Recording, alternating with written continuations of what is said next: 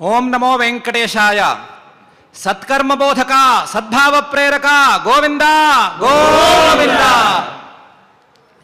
మనం ఈరోజు పరమ పవిత్రమైనటువంటి తిరుమల క్షేత్రంలో ఈ నాద నీరాజన వేదికలో పావనమైన భగవద్గీతామృతాన్ని ఆస్వాదించడానికి ఇక్కడ సమావేశమై ఉన్నాం. ఇటువంటి మహత్తర కార్యక్రమానికి ముందు శుభ సూచకంగా ఆచార్యముఖంగా సంకల్పం చేసుకుందాం. ఓం నమో వెంకటేశాయ. శ్రీ గురు ప్రార్థనా. శ్రీ గురు ప్రార్థనా.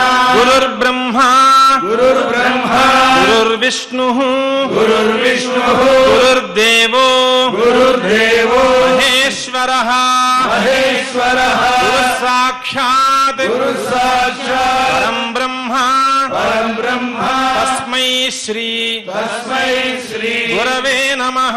గురవే నమః. శ్రీనివాస ప్రార్థనా. శ్రీనివాస ప్రార్థనా. ఓం నమో వెంకటేశాయ. ఓం నమో వెంకటేశాయ. శేషాద్రినిలయాయ చ. శేషాద్రినిలయాయ చ.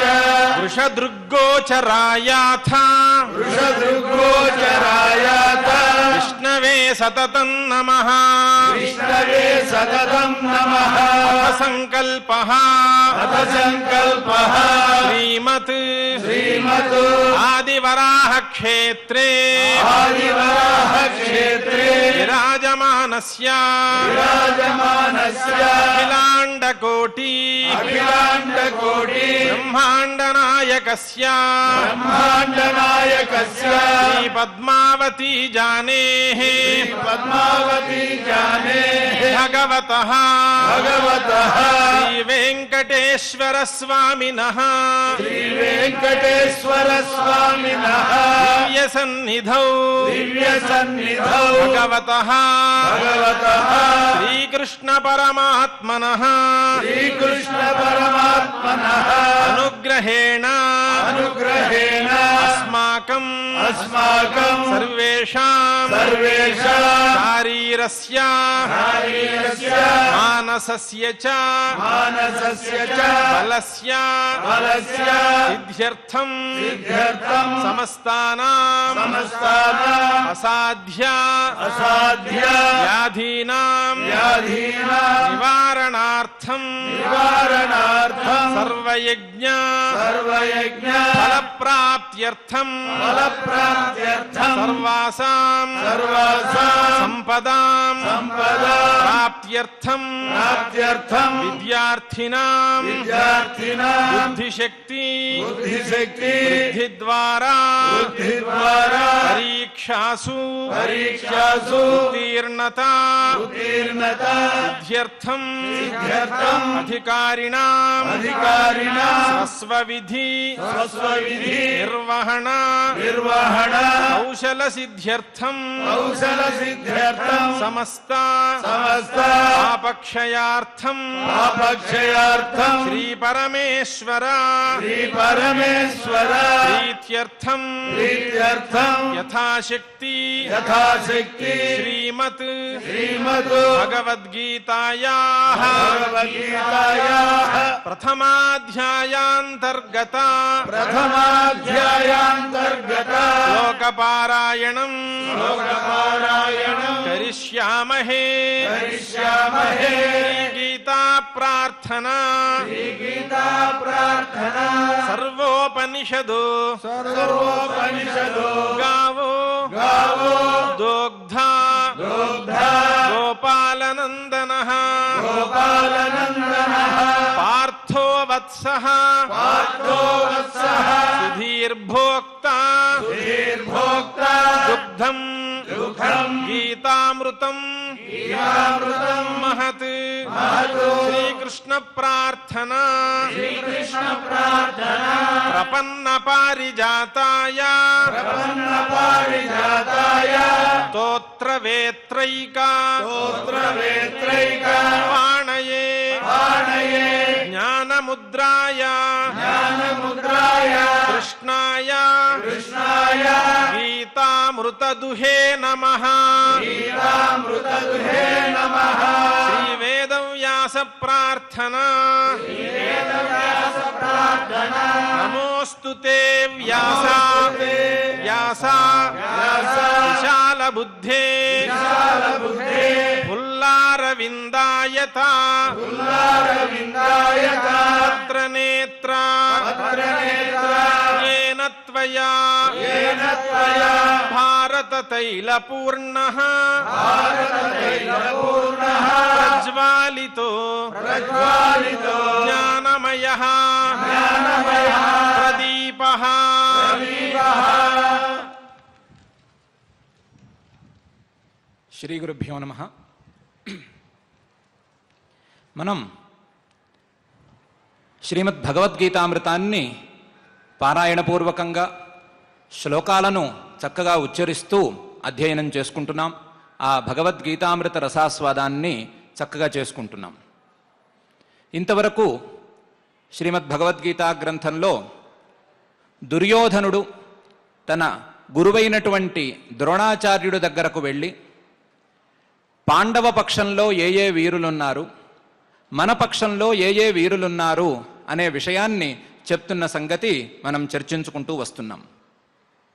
అందులో భవాన్ భీష్మశ్చ కర్ణశ్చ కృపశ్చ సమితింజయ అశ్వత్థామా వికర్ణశ్చ సౌమదత్తిస్తథైవచ అని కౌరవ పక్షంలో ఉన్నటువంటి వీరుల పేర్లను ఉచ్చరిస్తున్నాడు దుర్యోధనుడు తన గురువైనటువంటి ద్రోణాచార్యుడి దగ్గర.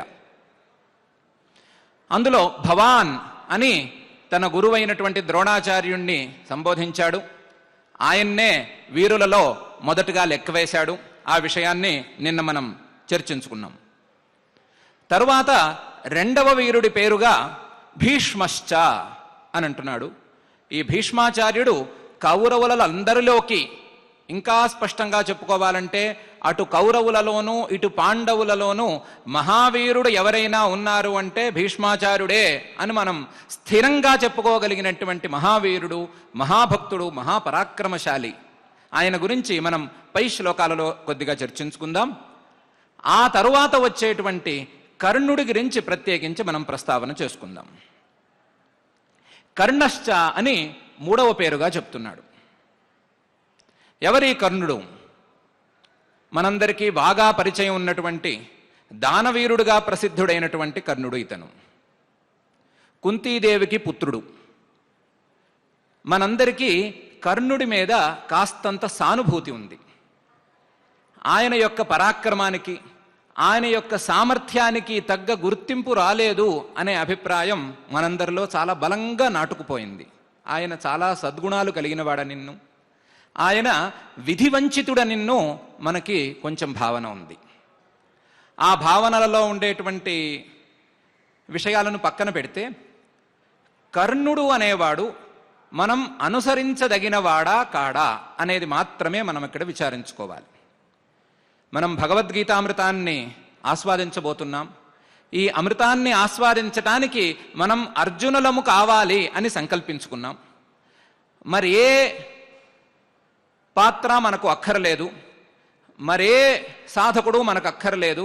భగవంతుడి దగ్గర నుంచి సాక్షాత్తుగా ఉపదేశం పొందినటువంటి అర్జునుడే మనకు లక్ష్యము, అర్జునులుగా మనం మారటమే లక్ష్యము అని అనుకుంటూ వస్తున్నాం. అర్జునుడిగానే ఎందుకు మారాలి, కర్ణుడుగా ఎందుకు ఉండకూడదు అనే ప్రశ్నకు సమాధానం అన్నట్లుగా కర్ణశ్చ అని ఒక్కసారి పరమాత్మ మనకు పేరు మాత్రం ఉచ్చరించి వదిలేస్తున్నాడు. ఒక్కసారి కర్ణుడి చరిత్రని పరిశీలించుకోండి. కర్ణుడు ఈ భగవద్గీతామృతోపదేశానికి అర్హుడా కాడా? అర్హుడు అని ఎలా నిర్ణయిస్తాం? కర్ణుడు అనేవాడు కుంతీదేవి యొక్క పుత్రుడు. ఎట్లా పుత్రుడయ్యాడు? కుంతీదేవికి ఒక మహర్షి గారు వివాహం కాక మునుపే ఒక మంత్రాన్ని ఉపదేశించారు. ఆ మంత్ర ప్రభావం వలన ఆ మంత్రంతో ఏ దేవతని పిలిస్తే ఆ దేవత వచ్చి సంతానాన్ని ప్రసాదిస్తుంది. ఈ మంత్రాన్ని ఉపదేశించారు. రాగల కాలంలో చేయాల్సినటువంటి ఘనకార్యం కోసం ఆ మంత్రాన్ని ఉపదేశించారు. కుంతీదేవి అప్పటికి మరీ చిన్నపిల్ల అంటే బాలురాలు కాదు, కొంచెం ఉంది, కాకపోతే మెచ్యూరిటీ సరిగ్గా లేదు. ఆ దశలో ఆవిడ ఈ మంత్రం పనిచేస్తుందా లేదా అనే సందేహం కొద్దీ ఒక్కసారి ప్రయత్నించి చూద్దాం అని సూర్యభగవాను ఉద్దేశించి ఆ మంత్రాన్ని జపించింది. సూర్యభగవానుడు సంతానాన్ని ప్రసాదించేశాడు. మంత్రం ఎప్పుడూ అలాగే ఉంటుంది. మంత్రంతో గనక మనం ఆటలాడుకుంటే ఫలితాలు చాలా తీవ్రంగా ఉంటాయి. అందువలనే అటువంటి మంత్రాలతో కాకుండా మనందరికీ ఎటువంటి దుష్పరిణామాలు లేనటువంటి మంత్రాలనే ఈ వేదిక ద్వారా మనం అందరం ప్రచారం చేసుకుంటున్నాం, ఈ వేదిక ద్వారా సంగ్రహిస్తున్నాం. మనం సుందరకాండలో పఠించేటువంటి మంత్రాలు కానీ, భగవద్గీత కార్యక్రమంలో పఠించేటువంటి మంత్రాలు కానీ, విరాట పర్వపారాయణలో పఠించేటువంటి మంత్రాలు కానీ దుష్పరిణామాలను ఇవ్వవు. కేవలం భగవత్ ప్రార్థన, భగవత్ సమర్పణ చేసుకున్నట్లయితే ఆ మంత్రాలు పరిపూర్ణమైనటువంటి ఫలితాలను ఇస్తాయి. కానీ ఈ మంత్రం అలాంటి మంత్రం కాదు. ఈ మంత్రంతో కొంచెం ఆటలాడినా ఫలితం దారుణంగా ఉంటుంది. ఆ మంత్రంతో దాదాపుగా పరీక్షించుకోవాలని ప్రయత్నం చేసినటువంటి కుంతికి గర్భం వచ్చేసింది. ఎలాంటి కుంతికి గర్భం వచ్చింది? వివాహం కాని కుంతికి గర్భం వచ్చింది. ఈ స్థితిలో ఆవిడ రహస్యంగా ఆ గర్భాన్ని కాపాడుకుని బిడ్డ పుట్టిన తరువాత ఒక పెట్టెలో పెట్టి నదిలో విడిచిపెట్టింది. రాజకుమారి కాబట్టి అది తప్పలేదు ఆవిడికి.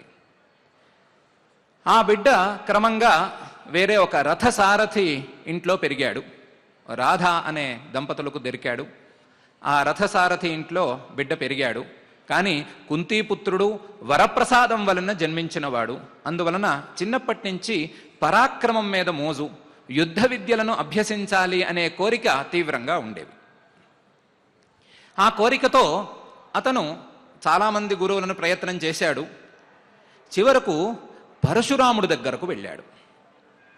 పరశురాముడి దగ్గరకు వెళ్ళి నాకు యుద్ధ విద్యలను అభ్యాసం చేయించవలసింది అని ప్రార్థించాడు.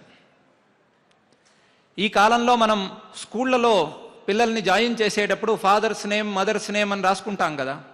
అట్లాగే ఆ కాలంలో నువ్వు ఎవరి కుమారుడవు, నీ గోత్రం ఏది అని అడగటం సంప్రదాయంగా ఉండేది. అలా నీవు ఎవరి కుమారుడవు అని అడిగాడు పరశురాముడు. నీ గోత్రం ఏమిటి అని అడిగాడు.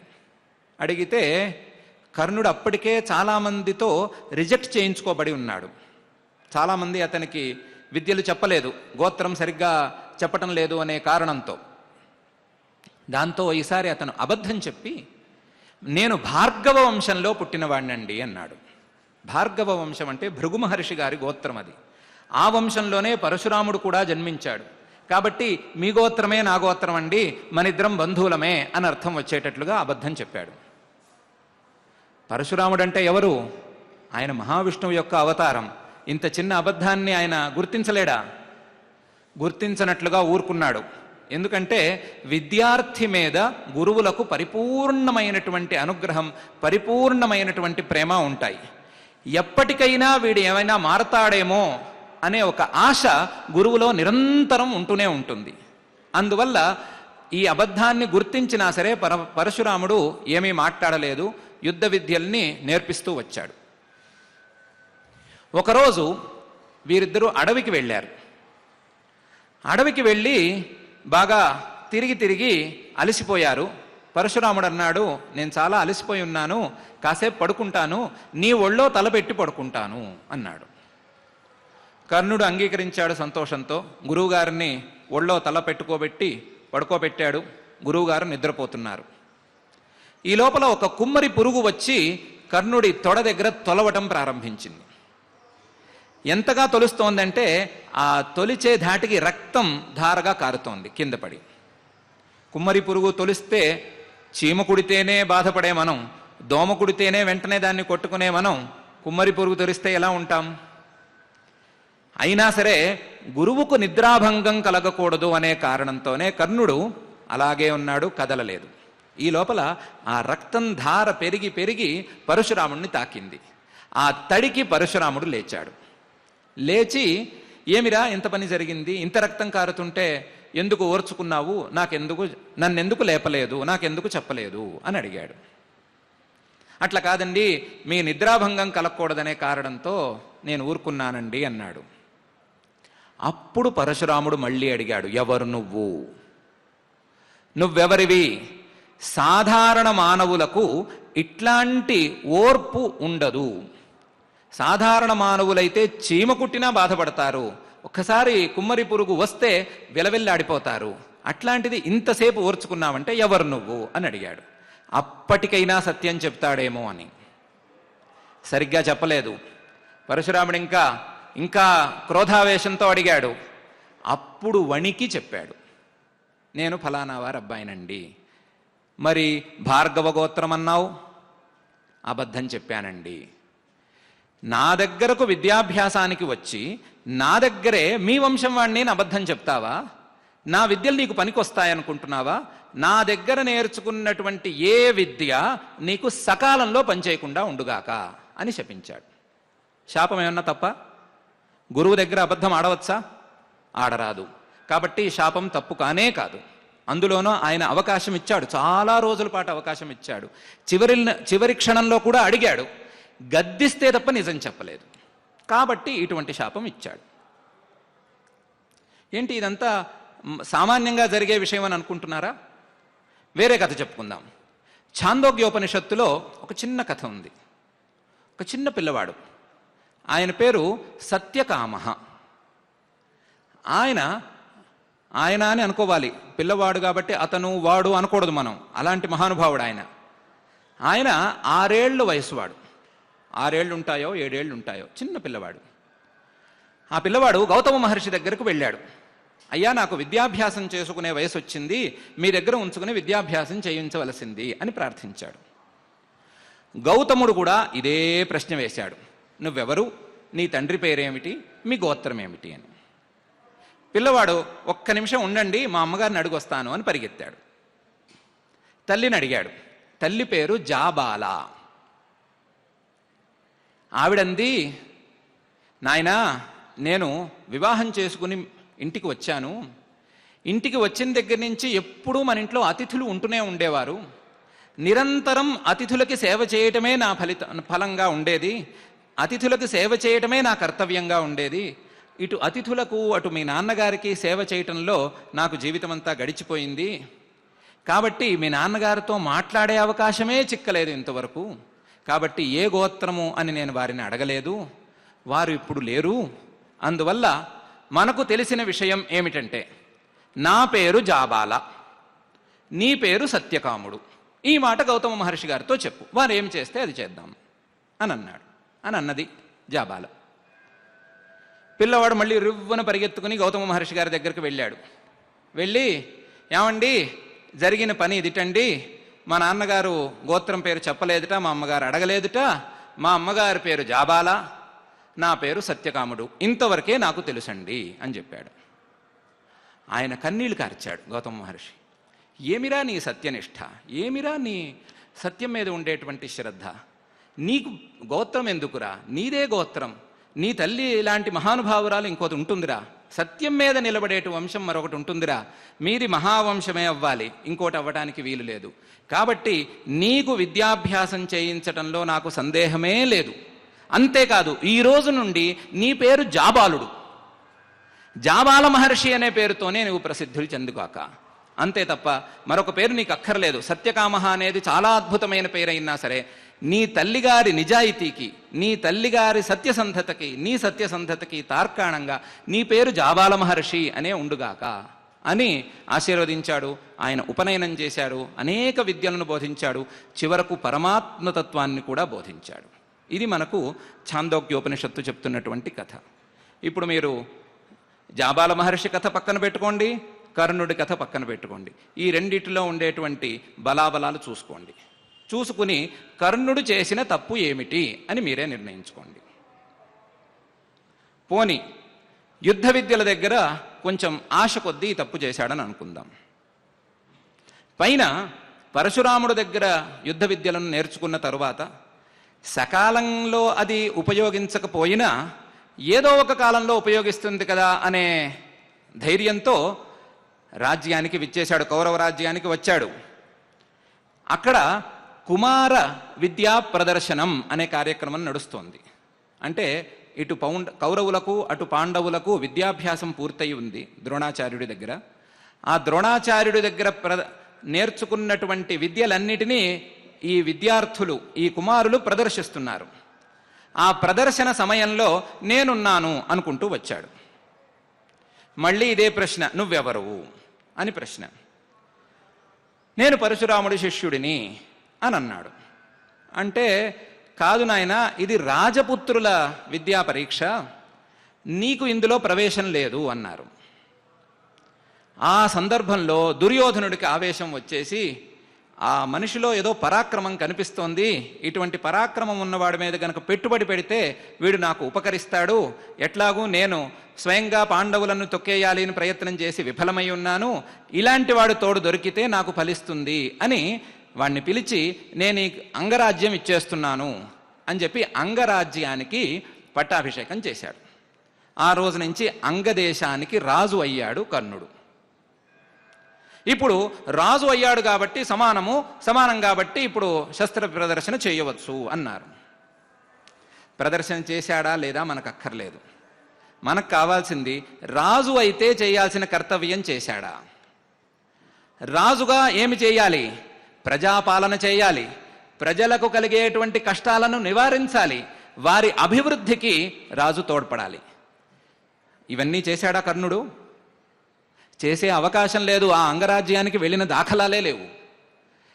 హస్తినాపురంలోనే కాపురం ఉన్నాడు, దుర్యోధనుడితోనే కూడా ఉన్నాడు. దానికి కారణం ఏం చెప్పాడు? దుర్యోధనుడు నాకు స్నేహితుడు, స్నేహధర్మం కోసం దుర్యోధనుడితో ఉంటున్నాను అని చెప్పాడు. స్నేహధర్మం కోసం తప్పకుండా చేయవచ్చు, సందేహమే లేదు. స్నేహధర్మం అనేది అత్యుత్తమమైనటువంటి ధర్మం అని మనకు వేదమే చెప్తోంది. మనకు ఎవరైనా స్నేహితులు ఉంటే, ఆ స్నేహితులు మనకు ఉపకారం చేస్తూ మనకు అనుకూలంగా ఉంటే వారిని ఏ క్షణాన మనం విడిచిపెట్టరాదు అని వేదమే మనకు బోధిస్తోంది. యస్తిత్యాజ సఖివిదగుం సఖాయం నతస్య వాచ్యపి భాగో అస్తి. ఎవరైతే స్నేహధర్మం తెలిసినటువంటి స్నేహితుణ్ణి విడిచిపెడతారో వారి గురించి మాటలు కూడా ఆడరాదు. వారి గురించి మనం మాట్లాడితే మన నోరు పాడైపోయినట్లు అని చెప్తోంది వేదం. కాబట్టి స్నేహధర్మాన్ని పాటించవలసిందే అనేది తీర్మానంగా ఉండే విషయమే. కానీ స్నేహధర్మం పాటించడం అంటే ఏంటి? స్నేహితుడు చేసేటువంటి దుష్కార్యాలన్నిటికీ ఒత్తాసు పలుకుతూ ఉండటమా? లేకపోతే స్నేహితుడికి కూడా ధర్మోపదేశం చేసి స్నేహితుణ్ణి సన్మార్గంలోకి తీసుకురావటమా? ఏమి చేసి ఉండాలి? ఏం చేస్తాడండి? తప్పదు, ఫ్రస్ట్రేటెడు కాబట్టి ఇలా చేశాడు అని మీరంటారా? పోనీ ఇంకో చెప్పుకుందాం. ఒక యువకుడు ఉన్నాడు. ఆ యువకుడు సైన్స్లో బాగా చదువుకున్నాడు, పిహెచ్డి దాకా చేసుకున్నాడు. కానీ ఎక్కడా ఉద్యోగం రాలేదు. దేశంలో ఉద్యోగాలు దొరకటం లేదు, ఉద్యోగం రాలేదు. ఇంట్లో వృద్ధులైన మాతాపితరులు ఉన్నారు, వాళ్ళని చూసుకోవలసిన బాధ్యత ఉంది. ఉద్యోగం కోసం ప్రయత్నం చేస్తే ఉద్యోగం రావటం లేదు. ఇంకా చాలా బాధపడి వేరే దారి లేక ఆత్మహత్య చేసుకుందాం అని ఒక పర్వతం మీదకు వెళ్ళాడు. దూకి పోదాం అనే ఉద్దేశంతో. అక్కడ కొంతమంది కనిపించారు. వాళ్ళు నువ్వు ఎందుకు వచ్చావు, ఏం చేస్తున్నావు అని అడిగారు. అడిగితే లాస్ట్ మినిట్ కదా, ఎవరితోనైనా ఈ బాధ పంచుకుందాము అని ఉన్నదంతా చెప్పేశాడు. వాళ్ళన్నారు, ప్రాబ్లం ఇంతే కదా, సమస్య ఇంతే కదా, మా దగ్గర దీనికి పరిష్కారం ఉంది, మాతో రా, నీ సమస్యలన్నీ తీర్చేస్తాం, నువ్వు ఆత్మహత్య చేసుకోనక్కరలేదు అన్నారు. సరే, వాళ్ళతో వెళ్ళాడు. వాళ్ళు ఒక గుహ లాంటి దాంట్లోకి తీసుకువెళ్ళారు. తీసుకువెళ్ళి, నువ్వు సైంటిస్ట్వి, నీకు మంచి ల్యాబ్ ఏర్పాటు చేస్తాము, నీ తల్లిదండ్రులకి ఆన్లైన్లో డబ్బులు వేసేస్తాము, వాళ్ళు సుఖంగా ఉంటారు, మాకు కావాల్సినటువంటి వస్తువుల్ని కొన్నిటిని తయారు చేసి పెట్టు అన్నారు. సంతోషపడ్డాడు, సమస్యలు తీరినాయి, తన చదువుకి కూడా ఒక ఫలితం దక్కింది. కాబట్టి సంతోషంగా రీసెర్చ్ చేసుకుంటున్నాడు, ఆ ల్యాబ్లో చాలా ప్రయోగాలు చేస్తున్నాడు. కొన్నాళ్లకి తెలిసింది వాడు చేస్తున్న ప్రయోగాలు బాంబులు తయారు చేయటం ఎట్లా అని. ఆ బాంబులు ఎందుకు వాడతారు అనే విషయం కూడా తెలిసిపోయింది. దేశంలో అక్కడక్కడా పెట్టి పేల్చడానికి వాడబోతున్నారు అని తెలిసింది. లోపల బాధపడ్డాడు. ఇప్పుడు బాంబులు తయారు చేసి వీళ్ళు దేశంలో పెడుతున్నారు, దేశంలో మన వాళ్లకే చాలా హాని జరుగుతోంది, కాబట్టి వీళ్ళని విడిచిపెట్టి రావాలా, లేకపోతే మనకు చాలా ఉపకారం చేశారు, మన తల్లిదండ్రుల కష్టాలు తీర్చారు, నా యొక్క చదువుకు సార్థకత చేకూర్చారు, సార్థకత అండర్లైన్ చేసుకుని క్వశ్చన్ మార్క్ పెట్టుకోండి పర్వాలేదు, చేకూర్చారు, ఇటువంటి వాళ్ళని అట్టి పెట్టుకుని దేశాన్ని వదిలేయాలా? సందేహం తీరదేమో, ఇంకొంచెం ముందుకెళదాం. ఈ పిల్లవాడు కాదేమో, కొంచెం పెద్దవాడిని, పిల్లవాడు అని ఎందుకు అనుకుందామంటే జ్ఞానం లేదు, మెచ్యూరిటీ లేదు. అందువలన వీడిని పోలీసులు పట్టుకున్నారు. పట్టుకుని కోర్టులో హాజరుపరిచారు. జడ్జి ముందున్నాడు, లేదా జడ్జిలు ముందున్నారు. ఎవరు జడ్జిలు? మీరే జడ్జిలు. మీరు జడ్జిలయ్యి ఇప్పుడు జడ్జిమెంట్ చెప్పండి. ఈ మనిషి దేశద్రోహం చేశాడు అనే కారణంతో, దేశద్రోహులకు సహాయం చేశాడు అనే కారణంతో శిక్ష విధిస్తారా, లేకపోతే పాపం చాలా బాధలు పడ్డవాడు ఈ పని చేశాడు కాబట్టి క్షమించి వదిలేద్దామని క్షమాభిక్ష పెడతారా? మీ చేతుల్లో ఉంది. క్షమాభిక్ష పెడతారా? పొరపాటును కూడా పెట్టరు. అతని మీద జాలి చూపిస్తారు. మీరు జడ్జి అయి ఉండి కూడా అతని మీద జాలి చూపించి, ఇలా ఉన్నా సరే దేశద్రోహం చేయటం తప్పు, దేశద్రోహులకు సహకారం చేయటం తప్పు అనే మీరంటారు. దానికి తగ్గ శిక్ష తప్పకుండా విధిస్తారు. ఈ యువకుడి స్థానంలో మనం కర్ణుణ్ణి పెట్టుకుందాం, దేశం స్థానంలో ధర్మాన్ని పెట్టుకుందాం. కర్ణుడు కూడా ఇలాంటి ఫ్రస్ట్రేషన్లో దుర్యోధనుడికి దొరికాడు. కర్ణుడు కూడా ఇలాంటి సందర్భంలోనే ధర్మద్రోహం చేశాడు. ధర్మద్రోహం ఎంత దాకా చేశాడు? ఈ కర్ణుణ్ణి నమ్ముకుని దుర్యోధనుడు చేయరాని అక్రమం లేదు, మనం పాండవులను ఏమైనా చేయగలము అనే ఉద్దేశంతో ఎంత దూరానికైనా తెగించాడు. కాబట్టి ధర్మద్రోహం చేశాడు కాబట్టి మనం సానుభూతి ఉన్నా సరే కర్ణుణ్ణి అనుసరించవలసిన అవసరము లేదు. యువత ప్రధానంగా తెలుసుకోవలసిన అంశం, ఎటువంటి సందర్భంలోనైనా సరే, ఎలాంటి పరిస్థితులలోనైనా సరే మనకు అవకాశాలు సరిగ్గా లభించనప్పుడు దేశద్రోహానికి, దేశానికి హాని కలిగించేటువంటి చర్యలకు దూరంగా ఉండవలసిందే.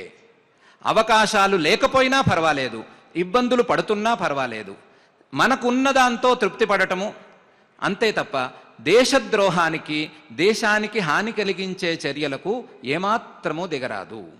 దానికి కర్ణుడే ప్రత్యక్షమైన ఉదాహరణ.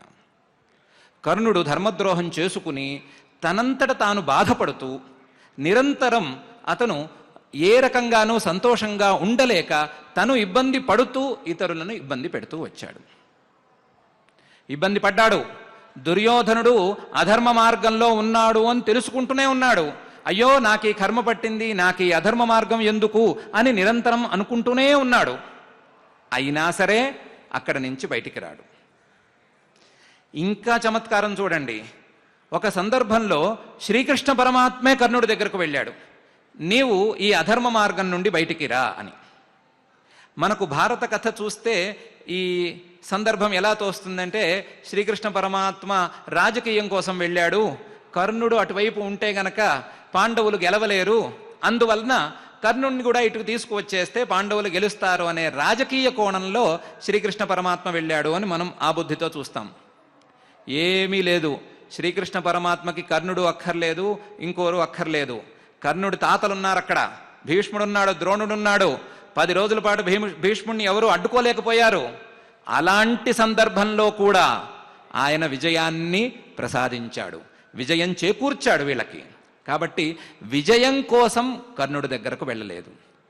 కర్ణుడిలో ఉన్నటువంటి లేశమాత్రంగా ఉండే సుగుణాలను దృష్టిలో పెట్టుకుని ఇతనికి మనం ఉపదేశం చేసినట్లయితే ధర్మ మార్గంలోకి ప్రవర్తిస్తాడేమో అనే ఆశతో వెళ్ళాడు. అంతే తప్ప పాండవులకు సపోర్ట్ తెచ్చుకుందామనే ఉద్దేశంతో వెళ్ళలేదు. కానీ కర్ణుడు కృష్ణ పరమాత్మ యొక్క ఆదేశాన్ని కూడా తిరస్కరించాడు. ఆదేశించలేదు కదా అనొద్దు. పెద్దవారు సలహా చెబితే అది ఆదేశమే. సలహా ఆదేశం అనే వాటి మధ్య పెద్ద తేడా ఏం లేదు. పెద్దవారు చెబితే అది ఆదేశం, చిన్నవాళ్ళు చెప్తే సలహా. శ్రీకృష్ణ పరమాత్మ అందరికంటే పెద్దవాడు, జగద్గురువు ఆయన. ఆ జగద్గురువు వచ్చే ఆదేశాన్ని ఇస్తే ఆ ఆదేశాన్ని అందుకోలేకపోయాడు, ఆ ఉపదేశాన్ని అందుకోలేకపోయాడు, అందులో ఉండేటువంటి రహస్యాన్ని తీసుకోలేకపోయాడు. కాబట్టి కర్ణుడు ఏ రకంగానూ మనకు అనుసరణీయమైన వ్యక్తి కాదు. కాబట్టి మనం ఎప్పటికీ కర్ణుడిలా ఉండరాదు. ఎవరిలా ఉండాలి? అర్జునుడిలా ఉండాలి. అర్జునుడు ఏం చేశాడు అంటే, తనకు సందేహం వచ్చినప్పుడు శ్రీకృష్ణ పరమాత్మ ఏం చెప్పాడో, జగద్గురువు ఏం చెప్పాడో దాన్ని విని పాటించాడు. వినేటప్పుడు తన సందేహాలన్నిటినీ ముందుంచి తీర్చుకున్నాడు. వినేటప్పుడు నువ్వు చెప్పావు నేను విన్నాననే మాటల్లా, నువ్వు తోసావు నేను పడ్డాను అన్నట్టు లేదు. నువ్వు చెప్పావు, చెప్పిన దాంట్లో నాకు ఇలాంటి సందేహాలున్నాయి, ఆ సందేహాలను తీరిస్తే నేను పైన చేస్తాను అని వినయంగా ఉన్నాడు, వివేకంగా ఉన్నాడు. ఉండి ఉపదేశాన్ని స్వీకరించి తను విజయుడయ్యాడు. మరి కర్ణుడు కాలేకపోయాడు కదా. కాబట్టి కర్ణుడు ఏ సందర్భంలోనూ మనకు అనుసరణీయమైన వ్యక్తి కాదు. కర్ణుడిలో ఉండేటువంటి దానగుణం కావచ్చు, స్నేహధర్మం కావచ్చు, ఇవన్నీ చాలా చిన్న చిన్న విషయాలు. అవన్నీ మనం సద్గుణాలు అనే ఉద్దేశంతో పాజిటివ్గా తీసుకుంటే తీసుకోవచ్చు. అలాంటి సద్గుణాలు చాలామందిలో ఉన్నాయి. శివి చక్రవర్తిలో దానగుణం ఉంది, మరొకరిలో స్నేహధర్మం కోసం పాటుపడే లక్షణం ఉంది. వారి చరిత్రలు కూడా చదువుకోవచ్చు, వారిని ఉదాహరణగా తీసుకోవచ్చు, వారిని ఆదర్శంగా భావించవచ్చు. మనం కర్ణుణ్ణే భావించవలసిన ఆవశ్యకత లేదు. కర్ణుడి మీద మనకు ఉండవలసినటువంటి అభిప్రాయం, ఇతను ఒక దురదృష్టవంతుడు. ఎంతవరకు? జన్మ వరకు. ఎందుకంటే తన ప్రమేయం లేకుండానే ఒక తప్పుకు ఫలితంగా పుట్టినవాడు. అది తప్పు అనొచ్చు, పర్వాలేదు, మనం ఒక తప్పుకు ఫలితంగా పుట్టినవాడు. అసలు ప్రపంచంలో ఏ పిల్లలకి ఫలానా తల్లిదండ్రులకు పుట్టాలి, ఈ విధంగా పుట్టాలి అని కోరుకుని పుట్టే అవకాశం ఉంటుంది చెప్పండి? ఎవరికీ లేదు, కర్ణుడికి లేదు. పుట్టిన తరువాత మనిషి ఎలా ఎదుగుతాడు అనేదే కదా విషయం. ఆయనే చెప్పాడు, కర్ణుడే చెప్పాడు, సూతోవా సూతపుత్రోవా యోవాకోవా భవామ్యహం దైవాయత్తం కులే జన్మ మదాయత్తంతు పౌరుషం అని చెప్పుకున్నాడు. నేను సారథి బిడ్డనై ఉండొచ్చు, ఇంకోనై ఉండొచ్చు, నా జన్మ దైవాయత్తం, కానీ నా పౌరుషం ఉందే అది నా అధీనంలో ఉంది అని చెప్పుకున్నాడు. పౌరుషం అంటే ఏంటండి? పరాక్రమం కాదు, పురుష ప్రయత్నం. ఆ పురుష ప్రయత్నం కర్ణుడిలో పరిపూర్ణంగా కనిపిస్తున్నదా మనకు? కనిపించట్లా. అడ్డదారి తొక్కిన ప్రయత్నం కనిపిస్తోంది తప్ప సన్మార్గంలో ప్రయత్నం కనిపించటం లేదు. అది చిన్నప్పటి నుంచి మధ్య వయసులోనూ చివరకు యుద్ధం దాకా. యుద్ధంలో కూడా ఆయన చేసినటువంటి చమత్కారం చూడండి. ఆయన మహా స్నేహితుడు అని మనం ఏదో గొప్పలు చెప్పుకుంటూ ఉంటాం, కర్ణుడి తరపున మనం చెప్పుకుంటూ ఉంటాం. ఎవరు రథులు ఎవరు అర్ధరథులు అనే విచారణ జరుగుతోంది. కర్ణుడు అతిరథుడు అని దుర్యోధనుడు అన్నాడు. భీష్మాచార్యుడు అన్నాడు, కర్ణుడు అతిరథుడు కాడు. ఎందుకంటే అతనికి సుమారుగా 3 శాపాలు ప్రసిద్ధంగా ఉన్నాయి. అతనికి ఏ శస్త్రాస్త్రాలు పనిచేయవు సకాలంలో. అతను రథచక్రం ఎప్పుడైనా సరే భూమిలో కుంగిపోయే ప్రమాదం ఉంది. ఇలాంటి శాపాలు 2-3 ఉన్నాయి. ఈ శాపాలు ఉన్నవాడు అతిరథుడు అని అనుకుని మనం గనక ప్రధానమైన స్థానంలో పెట్టామంటే ఇబ్బంది పడతాము. కాబట్టి ఇతన్ని అతిరథుల్లో చేర్చకూడదు, అర్ధరథుల్లో చేర్చాలి అని చెప్పాడు. సామర్థ్యాన్ని కొలవటంలో కండలు చేతిలో ఉండే విల్లంబులు కాదు పెట్టుకోవాల్సింది, అతను సకాలంలో పనిచేయగలడా లేదా అనేదాన్నే చూసుకోవాలి. ఈ పరిస్థితిలో సకాలంలో పనిచేయలేడు కాబట్టి అర్ధరథుడు అన్నాడు. ఈ మహాదుర్యోధన స్నేహితుడు అప్పుడు చేసిన ప్రతిజ్ఞ, నన్ను అర్ధరథుడు అన్నటువంటి భీష్మాచార్యుడు బతికి ఉన్నంత వరకు నేను యుద్ధం చెయ్యను, యుద్ధం భీష్ముడి కోసం చేస్తున్నాడా, దుర్యోధనుడి కోసం చేస్తున్నాడా? దుర్యోధనుడి మీద అంత ప్రేమ ఉంటే మొదటి క్షణం నుంచి యుద్ధం చేయాలి కదా, గెలిపించాలి కదా. గెలిపించట్లా, స్నేహధర్మం లేదు, పాడు లేదు. ఏదో ఉపకారం చేశాడు కదా అని ఒక కృతజ్ఞతని ప్రదర్శిస్తున్నాడు. అది కూడా అధర్మ మార్గంలో ప్రదర్శిస్తున్నాడు. ధర్మ మార్గంలో ప్రదర్శించేవాడే అయితే భీష్ముడి మీద అస్సలు కోపం ప్రదర్శించేవాడు కాదు. నువ్వు అర్ధరథుడు అను, పనికిరాని వాడను, నా దుర్యోధనుడు నా స్నేహితుడు యుద్ధం చేస్తుంటే నేను వచ్చి సహాయం చేస్తాను, కనీసం బాణాలు విల్లులు మోస్తాను అని నేను ఉండాలి కదా. మరి స్నేహితుడికి ఆ మాత్రం ఉపకారం చేయాలి కదా సకాలంలో. చేయటం లేదు. కాబట్టి ఈ విషయంలో కూడా ఫెయిల్ అయినట్టే. కాబట్టి స్నేహధర్మం లేదు, మిగతా ఏ సద్గుణాలు లేవు, పరమాత్మ ఉపదేశాన్ని గ్రహించటానికి యోగ్యత లేదు. కాబట్టి మనం కర్ణుడిని ఒక దురదృష్టవంతుడిగా భావిస్తూ అతని మీద సానుభూతినైతే ఉంచుకోవచ్చు, కానీ అంతకు మించి ఆదర్శ పురుషుడుగా మాత్రం మనం ఏ దశలోనూ భావించరాదు. ఏ దశలోనూ, యుద్ధంలో అతను మరణించినటువంటి సందర్భంలో కూడా, మనం కథలో లేం కాబట్టి ఆ సందర్భాన్ని ఇప్పుడు ప్రస్తావించుకోనక్కర్లేదు, ఆ సందర్భంలో కూడా అతన్ని మనం ఆదర్శ పురుషుడుగా లెక్కించుకోనవసరం లేదు. మనం అర్జునుణ్ణి మాత్రమే ఆదర్శ పురుషుడుగా లెక్కించుకోవాలి. మనమందరం అర్జునులమే అవ్వాలి. శ్రీకృష్ణ పరమాత్మ యొక్క ఉపదేశామృతాన్ని మనం సంగ్రహించాలి. సంగ్రహించి మన జీవితాలను సార్థకం చేసుకోవాలి. ఇది మనకు పరమాత్మ కర్ణశ్చ అని చెప్పడం ద్వారా సూచన చేస్తున్నాడు. ప్రతిదీ పెద్దవాళ్ళు విస్తారంగా చెప్పరు, మనకి సూచన చేస్తారు. ఇదిగో ఈ పేరు గలవాడి చరిత్రంతా నువ్వు ఒకసారి తిరిగి చూసుకుని ఇందులో సద్గుణాలుంటే సద్గుణాలను గ్రహించు, దుర్గుణాలుంటే పరిత్యజించు. ఉపాదిత్సా జిహాసావా తత్కృతైవ అనుపాల్యతాం. నువ్వు ఇతనిని తీసుకోవాలా అంటే ఇతనిని ఆదర్శంగా తీసుకోవాలా, లేదా ఇతనిని పరిహరించుకోవాలా అనే విషయాన్ని నువ్వే నిర్ధారించుకో. కేవలం నీ యొక్క బుద్ధిశక్తి మీద ఆధారపడి నిర్ధారించుకో. పొరపాటున అటు వెళ్ళావంటే మాత్రం అంతే సంగతులు అనే విషయాన్ని సూచన చేయటం కోసం శ్రీకృష్ణ పరమాత్మ ఈ గీతామృతంలో కర్ణశ్చ అనే పదాన్ని మనకు విడిచిపెట్టి కర్ణుడిలా ఉండవద్దు, అర్జునుడిలా ఉండండి, మీరందరూ అర్జునులే కండి, అర్జునులే అయినప్పుడు నా యొక్క ఉపదేశామృతం మిమ్మల్ని చేరుతుంది అని ఉపదేశం చేస్తున్నాడు. ఈ ఉపదేశాన్ని మనసులో ఉంచుకుంటూ మనం శ్లోకపారాయణ కూడా చక్కగా చేసుకుందాం. అలాగే పైన కృపశ్చ సమితింజయ, అశ్వత్థామ, వికర్ణశ్చ అనే పేర్లు కూడా ఉన్నాయి. వాటి పేర్ల గురించి మనం రేపటి రోజున విస్తారంగా చర్చించుకుందాం. ఇప్పుడు మనకు అత్యంత ప్రియమైనటువంటి, అత్యంత ఫలదాయకమైనటువంటి గీతామృత పారాయణాన్ని స్పష్టంగా చేసుకుందాం. సంస్కృతాక్షరాలలో ఉండేటువంటి మాహాత్మ్యం ఎలాంటిదంటే అవి చాలా ఆర్గనైజ్డ్ మేనర్లో మనకు లభిస్తూ ఉన్నాయి. అవి పరమేశ్వరుడి యొక్క డమరు నినాదంలోంచి వచ్చినటువంటి శబ్దాలు. ఆ శబ్దాలను ఏ స్థానంలో ఉచ్చరిస్తే ఏ రకమైన ఫలితం కలుగుతుంది అనే విషయాన్ని బోధించడానికి ఒక శాస్త్రమే ఉంది. వర్ణాలు ఎక్కడెక్కడ ఉత్పత్తి అవుతాయి, ఎక్కడెక్కడ ఏ వర్ణాలను ఎలా పలికితే వాటికి ఫలితం ఎలా ఉంటుంది అనే విషయాన్ని బోధించడానికి ఒక శాస్త్రమే ఉంది. ఆ శాస్త్రాన్ని మనం క్రమంగా కొంచెంగా తెలుసుకుంటూ కూడా వెళదాం. అలాంటి విషయాలను దృష్టిలో ఉంచుకుని మన శరీరంలో జరిగేటువంటి ఉత్తమమైన మార్పులకు ఈ శ్లోకాల పారాయణ తప్పకుండా దోహదం చేస్తుంది. మన శరీరంలో లోపల ఉండేటువంటి నాడులకు, లోపల ఉండేటువంటి గాలికి అంటే ప్రాణాలకు, రకరకాల గాలులు మన శరీరంలో ఉంటాయి. వాటన్నిటికీ కూడా ఈ శ్లోక పారాయణ చాలా మంచిది చేస్తుంది అనే విషయాన్ని ఈరోజు మనం ప్రతిజ్ఞారూపంగా తెలుసుకుని మనం ఆచార్యముఖంగా ఉత్తమమైనటువంటి గీతామృత శ్లోక పారాయణ చేసుకుందాం.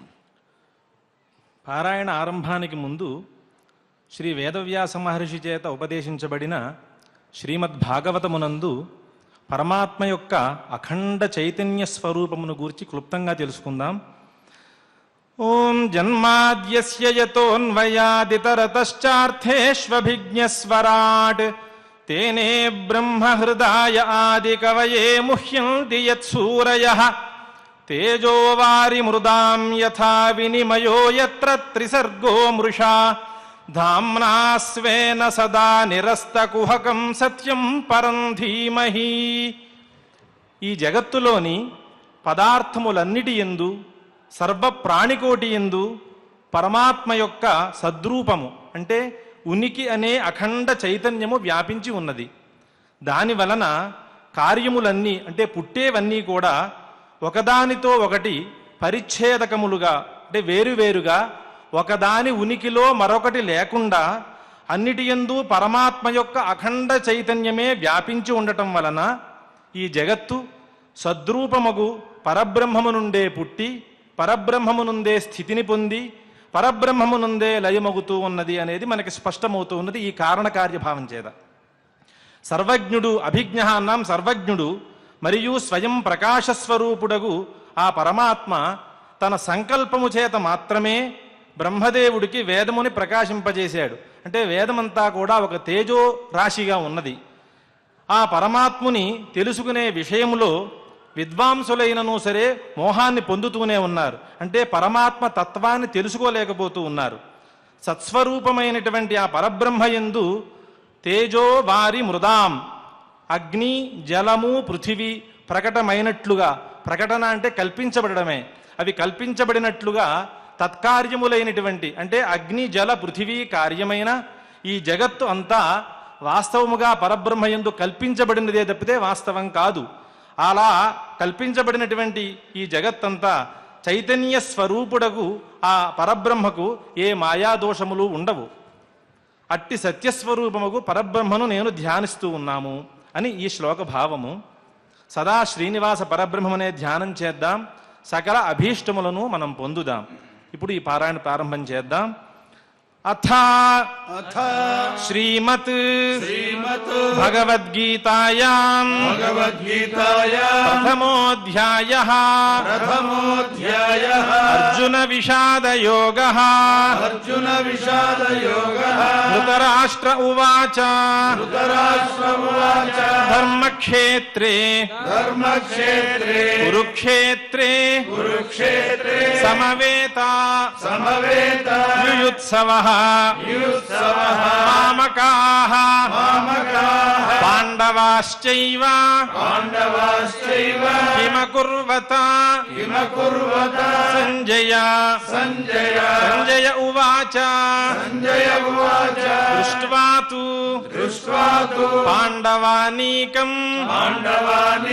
వ్యూఢం దుర్యోధనస్తదా ఆచార్యం ఉపసంగమ్య రాజా వచనమబ్రవీత్ పశ్యైతాం పాండుపుత్రాణాం ఆచార్య మహతీం చమూం వ్యూఢాం ద్రుపదపుత్రేణ తవ శిష్యేణ ధీమతా అత్ర శూరా మహేశ్వాసా భీమార్జున సమాయుధి యుయుధానో విరాటశ్చ ద్రుపదశ్చ మహారథః దృష్టకేతుః చేకితానః కాశీరాజశ్చ వీర్యవాన్ పురుజిత్ కుంతిభోజశ్చ శైబ్యశ్చ నరపుంగవః యుధామన్యుశ్చ విక్రాంత ఉత్తమౌజాశ్చ వీర్యవాన్ సౌభద్రో ద్రౌపదేయాశ్చ సర్వ ఏవ మహారథాః అస్మాకం తు విశిష్టాయే తాన్నిబోధ ద్విజోత్తమా నాయకా మమ సైన్యస్య సంజ్ఞార్థం తాన్ బ్రవీమి తే భవాన్ భీష్మశ్చ భీష్మశ్చ కర్ణశ్చ కర్ణశ్చ కృపశ్చ కృపశ్చ సమితింజయః సమితింజయః అశ్వత్థామా అశ్వత్థామా వికర్ణశ్చ వికర్ణశ్చ సౌమదత్తిః సౌమదత్తిః తథైవ చ తథైవ చ అన్యే చ అన్యే చ బహవః శూరా బహవః శూరాः మదర్థే మదర్థే యక్తజీవితాః యక్తజీవితాః నానాశస్త్ర నానాశస్త్ర ప్రహరణాః సర్వే సర్వే యుద్ధవిశారదాః యుద్ధవిశారదాః అపర్యాప్తం అపర్యాప్తం తదస్మాకం తదస్మాకం బలం బలం భీష్మాభిరక్షితం భీష్మాభిరక్షితం పర్యాప్తం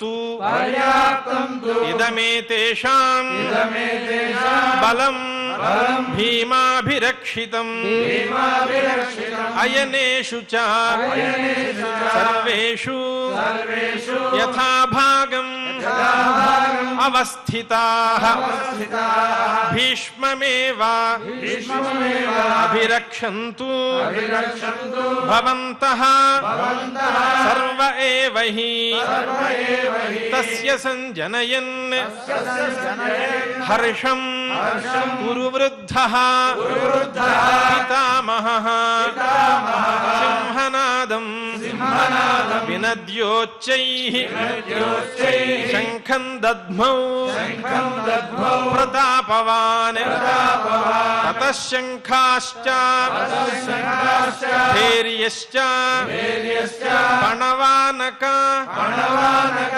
గోముఖాః గోముఖాః సహసైవ సహసైవ అభ్యహన్యంత అభ్యహన్యంత సశబ్దః సశబ్దః తుములోऽభవత్ తుములో భవతు తతః శ్వేతైః తస్యేతైః హయైర్యుక్తే హయైర్యుక్తే మహతి స్యందనే మహతిస్యందనే స్థితౌ స్థితౌ మాధవః మాధవః పాండవశ్చైవ పాండవశ్చైవ దివ్యౌ శంఖౌ దివ్యౌ శంఖౌ ప్రదధ్మతుః ప్రదధ్మతుః పాంచజన్యం పాంచజన్యం హృషీకేశో ఋషికేశో దేవదత్తం దేవదత్తం ధనంజయః ధనంజయః పౌండ్రం దద్మౌ పౌండ్రం దద్మౌ మహాశంఖం మహాశంఖం భీమకర్మ భీమకర్మ వృకోదరః వృకోదరః అనంత విజయం అనంత విజయం రాజా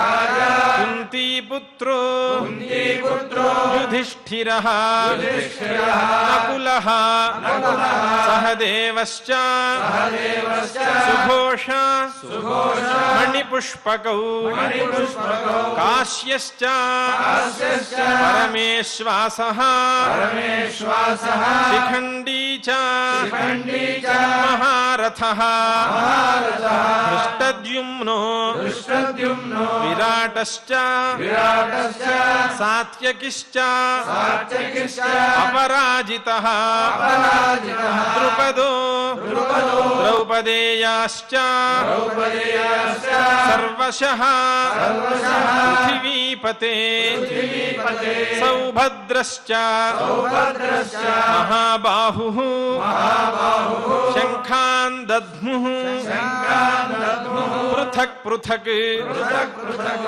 సఘోషో సఘోషో ధార్తరాష్ట్రాణాం ధార్తరాష్ట్రాణాం హృదయాని హృదయాని యదారయత్ యదారయత్ నభశ్చ నభశ్చ పృథివీం చైవ పృథివీం చైవ తుములో వ్యనునాదయన్ వ్యనునాదయన్ అథ అథ వ్యవస్థితాన్ వ్యవస్థితాన్ దృష్ట్వా దృష్ట్వా ధార్తరాష్ట్రాన్ ధార్తరాష్ట్రాన్ కపిధ్వజః కపిధ్వజః ప్రవృత్తే ప్రవృత్తే శస్త్రసంపాతే శస్త్రసంపాదే ధనురుద్యమ్య ధనురుద్యమ్య పాండవః పాండవః ఋషికేశం ఋషికేశం తదా వాక్యం తదా వాక్యం ఇదమాహ ఇదమాహ మహీపతే మహీపతే అర్జున ఉవాచ అర్జున ఉవాచ సేనయోః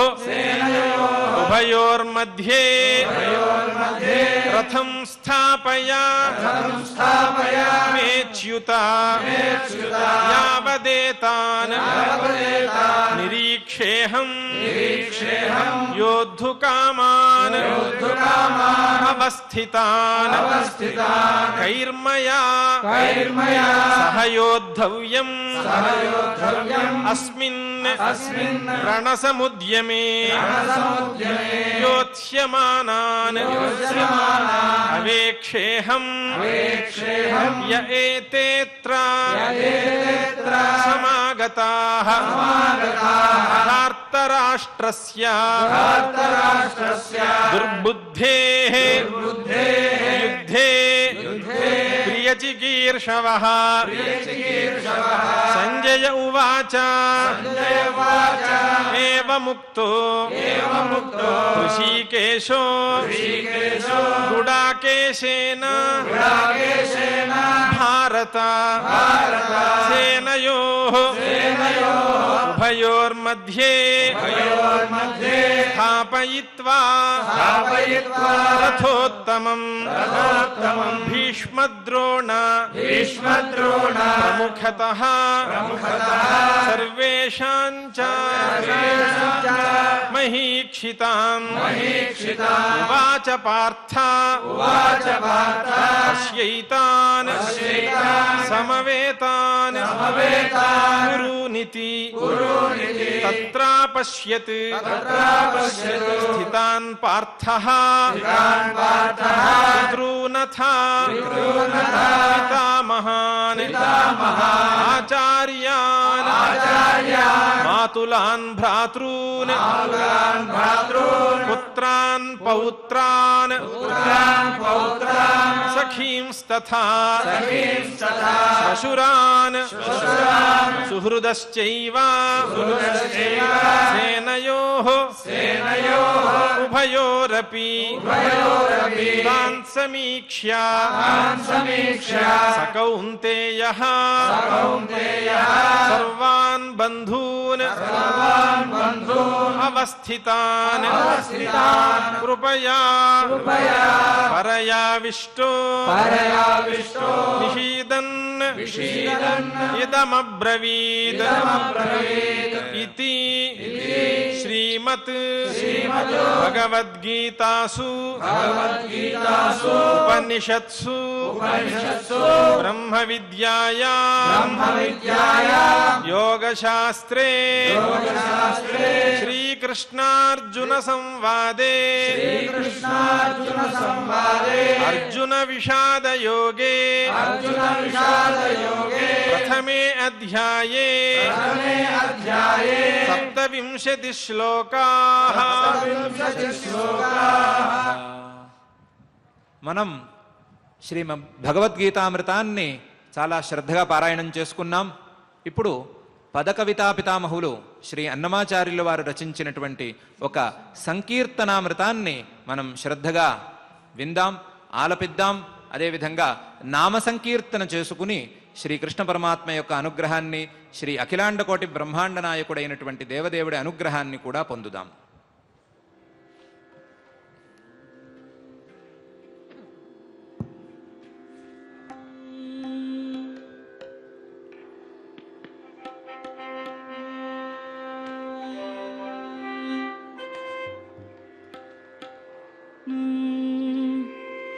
కేశవ నారాయణ కృష్ణ గోవింద ముకుంద, కేశవ నారాయణ కృష్ణ గోవింద ముకుంద, మూసిన ముత్తెమువలే మొక్కేము నీకు, కేశవ నారాయణ కృష్ణ గోవింద ముకుంద, మూసిన ముత్తెమువలే మొక్కేము నీకు, కేశవ నారాయణ కృష్ణ గోవింద ముకుంద, గోవింద కృష్ణ గోవింద, గోవింద కృష్ణ గోవింద.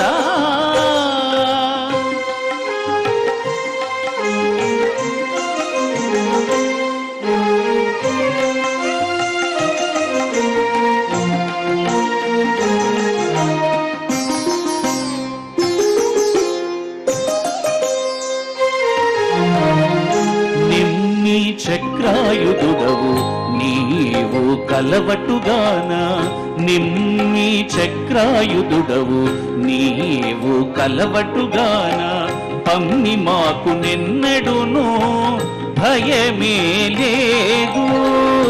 నిమ్మి చక్రాయుధుడవు నీవు కలవటుగాన పమ్మి మాకు నిన్నడును భయమే లేదు.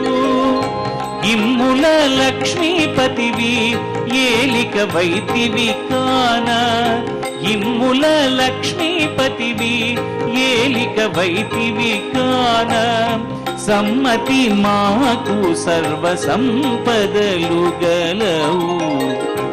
ఇమ్ముల లక్ష్మీపతివి ఏలిక వైతివి కాన, సమ్మతి మాకు సర్వ సంపదలు గలవు. కేశవ నారాయణ కృష్ణ గోవింద ముకుంద, మూసిన ముత్తెమువలే మొక్కేమో నీకు. కేశవ నారాయణ కృష్ణ గోవింద ముకుంద, గోవింద కృష్ణ గోవింద, గోవింద కృష్ణ గోవింద.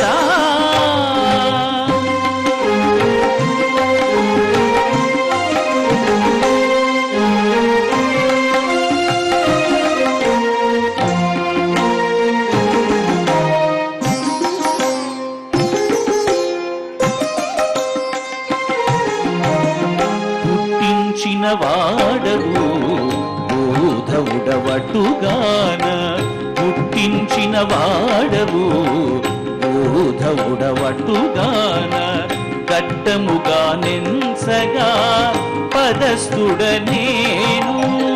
పుట్టించిన వాడవు బోధవుడవటుగాన, దట్టముగా నెంసగా పదస్థుడ నేను.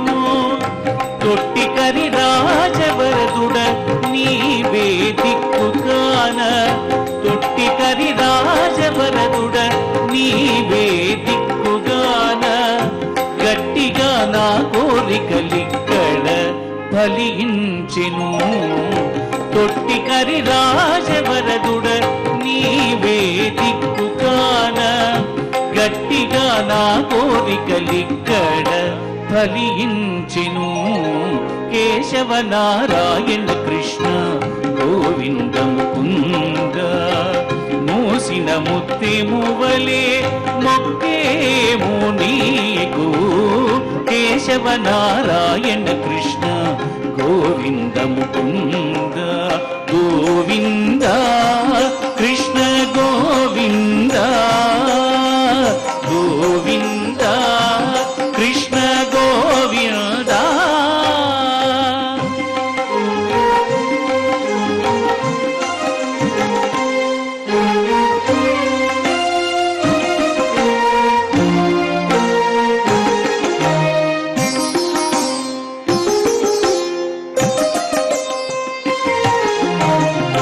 గురువవు గొల్లలకు గోవింద రాజవుగాన, గురువవు గొల్లలకు గోవింద రాజవుగాన, నిరంతరము పాడి నిండెను మాకు.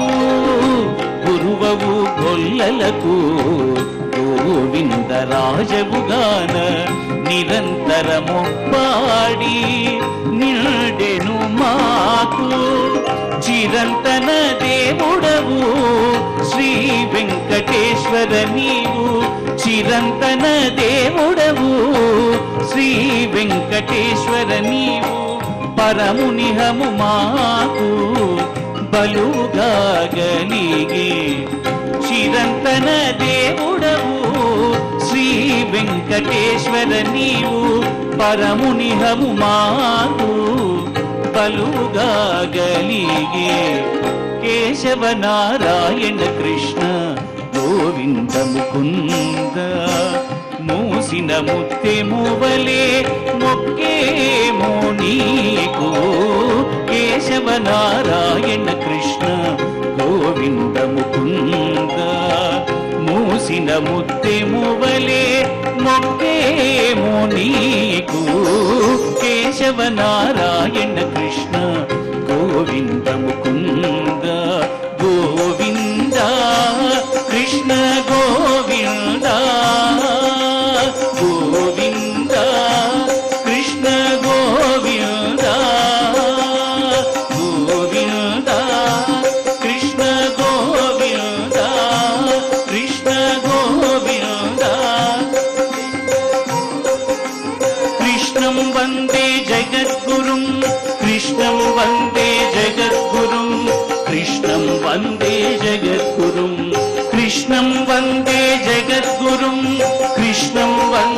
జగద్గురుం కృష్ణం వందే జగద్గురుం కృష్ణం వందే జగద్గురుం కృష్ణం వందే జగద్గురుం కృష్ణం వందే జగద్గురుం కృష్ణం వందే జగద్గురుం కృష్ణం వందే జగద్గురుం కృష్ణం వందే జగద్గురుం కృష్ణం వందే జగద్గురుం కృష్ణం వందే జగద్గురుం కృష్ణం వందే జగద్గురుం కృష్ణం వందే జగద్గురుం కృష్ణం వందే జగద్గురుం కృష్ణం వందే జగద్గురుం కృష్ణం వందే జగద్గురుం కృష్ణం వందే జగద్గురుం వందే కృష్ణం జగద్గురుం వందే కృష్ణం జగద్గురుం వందే కృష్ణం జగద్గురుం వందే కృష్ణం జగద్గురుం కృష్ణం వందే జగద్గురుం కృష్ణం వందే జగద్గురుం కృష్ణం వందే జగద్గురుం కృష్ణం వందే జగద్గురుం కృష్ణం వందే జగద్గురుం కృష్ణం వందే జగద్గురుం కృష్ణం వందే జగద్గురుం కృష్ణం వందే జగద్గురుం కృష్ణం వందే జగద్గురుం కృష్ణ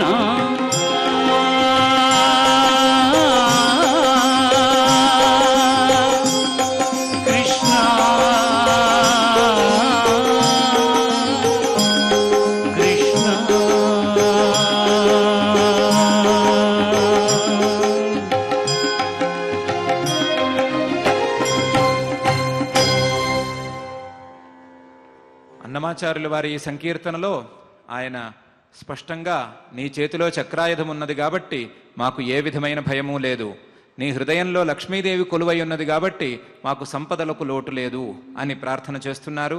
అదేవిధంగా నీవు మాకు గురువుడవు అని కూడా సూచన చేస్తున్నారు.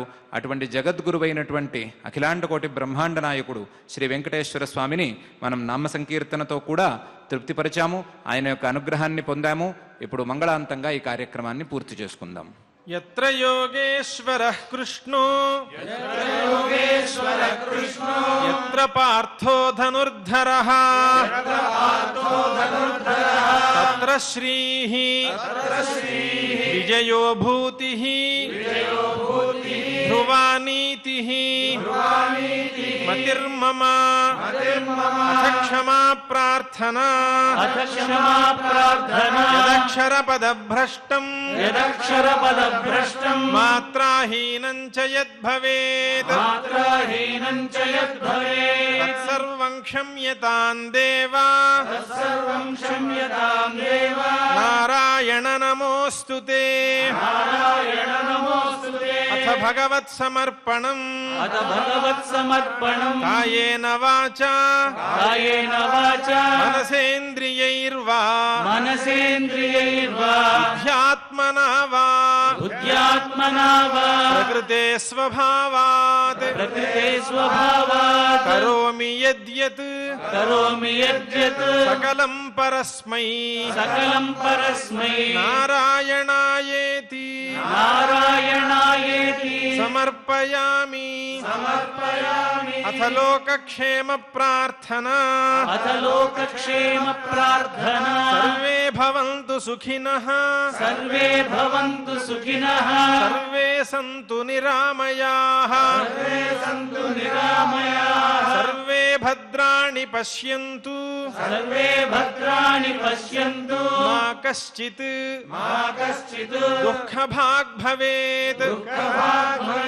అథ మంగళం अथ मङ्गलम् श्रियः कान्ताय श्रियःकान्ताय कल्याणनिधये कल्याणनिधये निधयेऽर्थिनाम् निधयेऽर्थिनाम् श्रीवेङ्कटनिवासाय श्रीवेङ्कटनिवासाय श्रीनिवासाय मङ्गलम् श्रीनिवासाय मङ्गलम्।